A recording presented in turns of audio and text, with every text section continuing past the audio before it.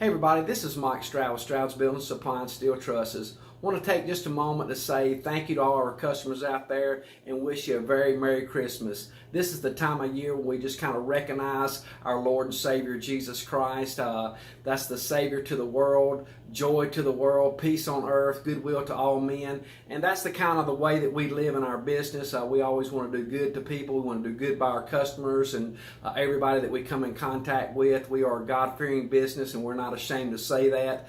We still trust in the Lord, and that's kind of our catchphrase, and we sell steel trusses and all those kind of things. But we want to make your world a better place, our world a better place, and that starts with having our hearts right with the Lord. And so I want to just take a moment and say thank you from our family to your family.